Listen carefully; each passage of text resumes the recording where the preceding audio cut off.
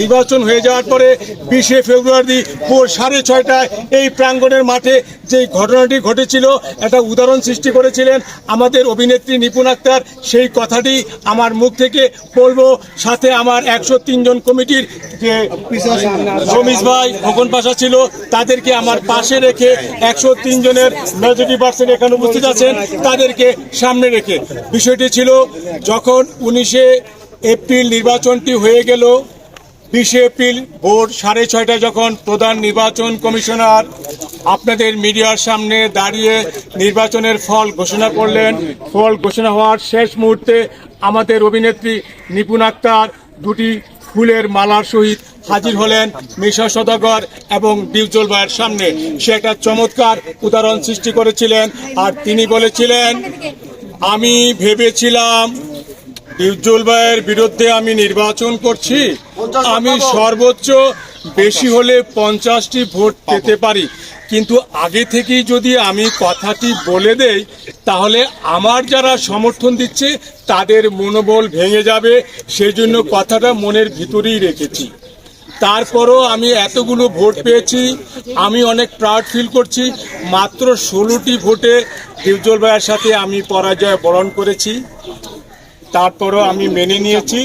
আমি সভাপতি এবং সাধারণ সম্পাদককে ফুলের মালা দিয়ে বরণ করে নিলাম। তখন সভাপতি মিশা ভাইকে ফুলের মালা দিলেন, সাধারণ সম্পাদক ডিপজল ভাইকে ফুলের মালা দিয়ে বরণ করলেন, তারও বড় হৃদয় পরিচয় দিলেন। সেই মালা নিজের গলা থেকে খুলে আমাদের নিপুণ আক্তারের গলায় পরিয়ে দিলেন। এই দৃশ্যটি আমি পাশে থেকে নীরব দর্শকের মতো দাঁড়িয়ে দেখেছি, আর তখন আমার মনে হয়েছিল এরকম মালা বদল যদি আমাদের দেশের রাজনীতিতে হতে পারত তাহলে মনে হয় আমরা আরো বেশি মনের পরিচয় দিতে পারতাম। কিন্তু সেই কাজটি নিপুণ আক্তার করেছিলেন। তখন ভেবেছিলাম, হ্যাঁ, নিপুণ একটা ভালো মনের মানুষ, ভালো মেয়ে, কি সুন্দরভাবে ক্ষমতাটা প্রত্যাবর্তন করলেন, ক্ষমতার পরিবর্তনের পথ দেখিয়ে দিলেন। এরকম মেয়ে বাংলাদেশের ঘরে আরেকটি আছে কিনা সন্দেহ আছে। ভালো একটি কাজ করেছিলেন। আমিও মন থেকে, অন্তর থেকে 103 জনের পক্ষ থেকে সমর্থন করেছিলাম কর্মটি। বাট কদিন আগে শুনতে পেলাম উনি নাকি এই নির্বাচনের ফলাফল নিয়ে একটি রিট করেছে। এই কথাটা শোনার পরে আমার কাছে মনে হয়েছে আমার মাথায় যেন আকাশ ভেঙে পড়লো। কি দেখলাম, কি হলো, কি শুনলো, আর এটা হতে পারে? পরে 2-4 জনের সাথে আলাপ আলোচনার মাধ্যমে জানতে পারলাম যে কথাটি ভুয়া না, কথাটি সত্য। তো আমার কাছে মনে হলো নিপুণ আক্তার বরঞ্চ আমাদেরকে আরো ঘৃণিত করেছে, সমাজের কাছে হ্যায় প্রতিপূর্ণ করেছে।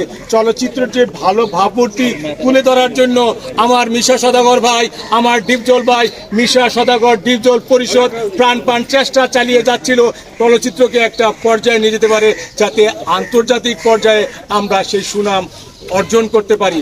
আর উনি যদি সত্যি সত্যি রিট করে থাকে, একটা বড় অপরাধমূলক কাজ করেছে, একটা আমি আমার ব্যক্তিগত ভাবে তো বলতেছি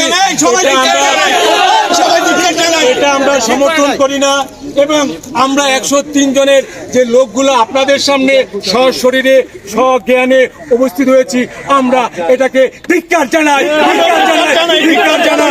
এটা কোনো কাজ না। আবার সামনে নির্বাচন হবে, আপনি নির্বাচনে অংশগ্রহণ করুন, আপনার জনপ্রিয়তা যাচাই করুন, আপনার ভালোবাসা দিয়ে ভোটারদের মন ঘরে তুলুন, জয় করুন। আপনি নিশ্চয়ই আবার নির্বাচিত হতে পারবেন। তখন আবার ডিপজল ভাই আপনাকে, আপনি যেমনি 20 তারিখে মালা বরণ করিয়ে দিয়েছিলেন, এই ডিপজল ভাই, মিশা ভাই ঠিক তেমনি যদি আপনার প্যানেল নির্বাচিত হয়ে আসে সেই কাজটাই করতো, সেই দৃশ্য আমরা দেখতাম। কিন্তু আপনি যে কাজটা করেছেন এটা আমরা দুঃখ পেয়েছি। আমরা এখনো মনে করি আপনার শুভ বুদ্ধির উদয় হোক, আপনি এই সমস্ত পথ পরিহার করুন, কাজ করুন, চলচ্চিত্র শিল্পীর জন্য উন্নয়ন বয়ে আনুন, ভালো কাজ করুন, মন্দ থেকে সরে যান, নিজেকে খারাপ কাজ থেকে সরে যান, চলচ্চিত্রের স্বার্থে নিজেকে তুলে ধরুন, যাতে চলচ্চিত্রের উন্নয়ন হয়, চলচ্চিত্র শিল্পীরা ভালো থাকতে পারে, সুখে থাকতে পারে, বইয়ের বিশ্বে আমাদের একটা সুনাম অর্জন হয় বলে আমি আমার বক্তব্য শেষ করলাম। এখন আমি অনুরোধ করব আমার সিনিয়র বড় ভাই রমিজ ভাইকে কিছু বলার।